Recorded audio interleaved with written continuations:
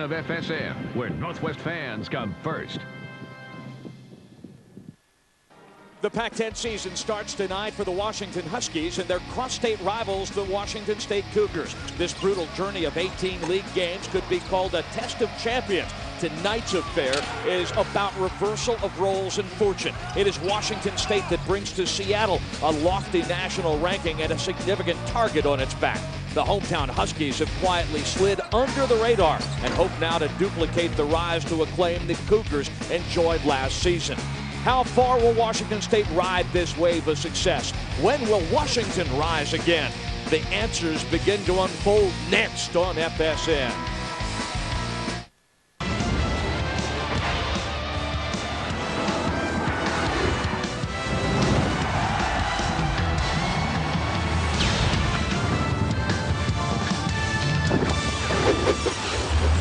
You bet this was worth waiting for, and some folks waited all day to get inside the Bank of America Arena.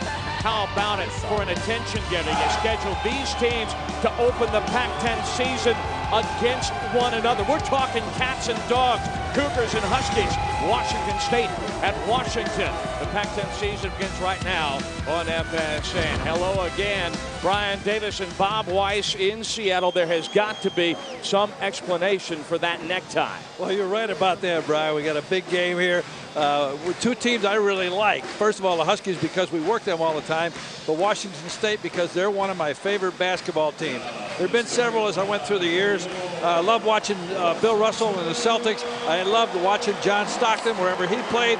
And I love these guys because they're not a bunch of highly recruited individuals. They're just good basketball players that hooked up with a good young coach, and they went from there. Washington State is enjoying unprecedented success under second-year coach Tony Bennett. This is a team that plays methodically at both ends of the floor and will grind you all the way to the free throw line. They're just very solid. I was talking to assistant coach Jim Shaw with the Huskies.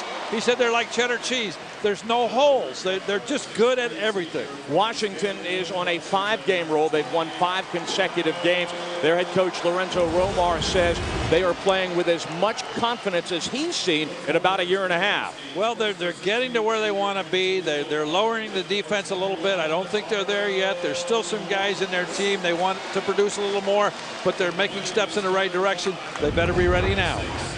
Washington State comes in having won its first 12 games. They've swept the non-conference table for the first time since the 1935-36 season. How about the Cougars starting 5 as laid out by their head coach Tony Bennett? Your starting lineup for the Washington State Cougars: at guard, in the backcourt, number 10, Taylor Richesti, a junior. At the other guard, number 2, a senior from Hawaii, Derek Lowe. And then at the small forward position, or multiple positions, is number 25, a senior, Kyle Weaver. And then down low, we have Aaron Baines, a junior from Cairns, Australia, number 11. And then the power forward, or the mobile forward, is number 34, Robbie Cowgill, a senior. Those last two guys, everybody's talking about Baines right now. Nobody ever talks about Cowgill, but I promise you that Lorenzo Romar has noticed the way that Cowgill does all the things to win games for Washington State. Lorenzo Romar on the Huskies' recently revised starting 5.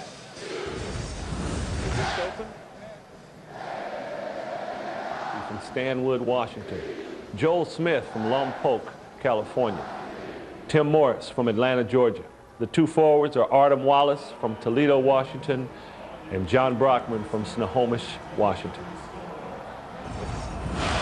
Washington has made a commitment to defense. The starting 5 for Romar and company may not be on the floor all that long, but setting that defensive tone has allowed the Huskies to get their feet out from under them. Taylor Rochester has been a great story in the Palouse the last couple of years. Off the tip to Weaver. The ball reversed to Baines and then back into the hands of Lowe.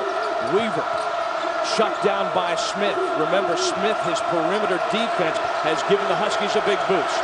Well, he's got his hands full tonight. Almost everybody on that floor has their hands full because there's no weak sisters out there. Everybody can score a little bit. Everybody can pass. And you got shooters. Cougars are not afraid to let the shot clock run down. Offensive foul on Cowgill as he drives to the basket. Joel Smith got him from behind. Artem Wallace setting up a big roadblock underneath the basket. Well, they were told in practice, hey, it's hard to get to the hoop against this team. When you go in there, you got to be under control because Washington will get there and take the charges. They don't block many shots, but they do draw charges. Washington State is patient offensively.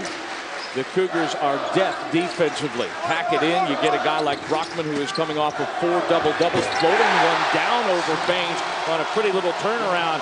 Brockman is going to hope he brought his lunch bucket because he's going to have to be here all night to get the job done. Well, it's going to be fun watching these people on the inside because Baines is very physical and Brockman's physical. It's going to be a good matchup. Rochester has been suffering from something sounds like the flu. Took a couple of bags of IV fluid yesterday, but finally able to keep some solid food down.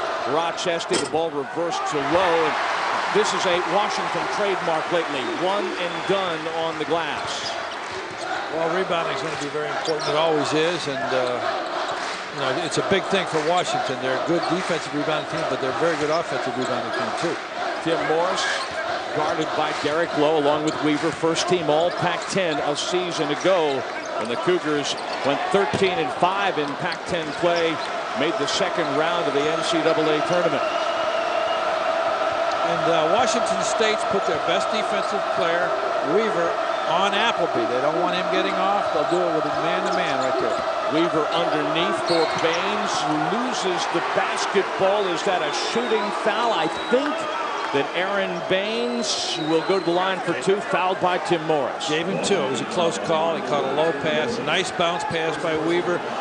Sometimes a big man has trouble handling a low pass, but on those short passes, bounce pass is very good. Aaron Baines celebrated his 21st birthday a couple of weeks ago against Portland State by going 9 of 9 from the floor in a late season game against USC last year. Baines set a Washington State record by making all 10 of his field goal attempts. And he's a very good free throw shooter too, 77% before he took those 2. It's a very good, Washington State is a very good free throw shooting team. Appleby picked up by Weaver. Brockman, I'm going to call that a block for Baines, but he gets it back this time. Rochester's rebound as Washington State seals the post. In transition, Weaver. Cougars are still looking for their first field goal of this ball game. And here it is. Weaver overplaying the pass to Appleby. Kyle Weaver has been unconscious this year, averaging 12 points a game on, get this, 51% shooting. Well, watching, he plays the passing lane there. That's how he wins games for you. He's a great blue-collar player. He can pass the ball.